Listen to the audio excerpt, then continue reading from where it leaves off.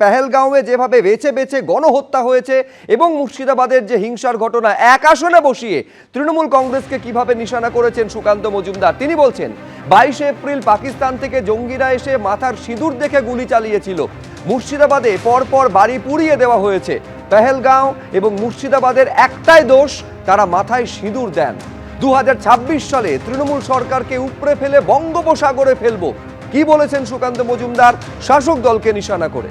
দেখুন, 22 এপ্রিল জঙ্গিরা এসেছিল পাকিস্তান থেকে, মাথার সিঁদুর দেখেছিল, মাথার সিঁদুর গলার মঙ্গলসূত্র দেখে গুলি করেছিল। জিজ্ঞেস করেনি কে গোর্খা, জিজ্ঞেস করেনি কে ঝাড়খণ্ডের লোক, কে বাংলার লোক। আর কিছুদিন আগে মুর্শিদাবাদে গেছিলাম, আমি গেছিলাম, আমাদের বিরোধী দলনেতা গেছিলেন, আমাদের অন্যান্য নেতৃত্ব গেছিলেন। একটার পর একটা বাড়ি দেখেছি আমরা, পুড়িয়ে দেওয়া হয়েছে, ভেঙে দেওয়া হয়েছে। দোষ কি ছিল? যারা পেহেলগাঁওতে মারা গেছিল তাদেরও একটাই দোষ, আর মুর্শিদাবাদে যাদের বাড়ি ঘর ভেঙে দেওয়া হয়েছিল তারা পালিয়েছিল, একটাই দোষ, তারা মাথায় সিঁদুর পরেন মহিলারা, গলায় কাঠের মালা রাখেন, গলায় মঙ্গলসূত্র রাখেন। তাই কাশ্মীর আর মুর্শিদাবাদ এক হয়ে গেছে। এই শক্তির বিরুদ্ধে আমাদের সকলকে গর্জে উঠতে হবে, লড়াই করতে হবে, আর সেই লড়াই নরেন্দ্র মোদীর নেতৃত্বে হবে।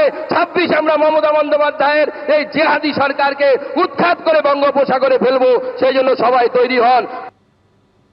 হিন্দু বিরোধী সরকারকে উপড়ে ফেলতে হবে। বিএসএফকে সীমান্তে জমি দেয়নি মমতার সরকার, হিন্দুরা পালাতে বাধ্য হচ্ছে। রোহিঙ্গা মুসলমান অনুপ্রবেশকারীদের জামাই আদর করা হচ্ছে, এই বলে আক্রমণ শানিয়েছেন শুভেন্দু অধিকারী। মমতা ব্যানার্জির সরকার বিএসএফ কে 540 কিলোমিটার সীমান্তে জমি দেয়নি। মমতা ব্যানার্জির সরকারের আমলে ধর্মীয় উৎপীড়নের কারণে যে হিন্দুরা পলায়ন করতে বাধ্য হচ্ছে অন্য দেশ থেকে, তাদেরকে অত্যাচার করা হচ্ছে, আর রোহিঙ্গা মুসলমান ঘুষপেটিদের তাদেরকে জামাই আদর করে পশ্চিমবঙ্গে রাখা হচ্ছে। তাই পশ্চিমবঙ্গে আগামী দিন চাই বিজেপি সরকার, পশ্চিমবঙ্গে আগামী দিন চাই नरेंद्र मोदी जी आशीर्वाद धন্য सरकार। हरियाणा का जीत हमारी है, अभी बंगाल का बारी है। महाराष्ट्र के जीत हमारी है, अभी बंगाल का बारी है। दिल्ली के जीत हमारी है, अभी बंगाल का बारी है।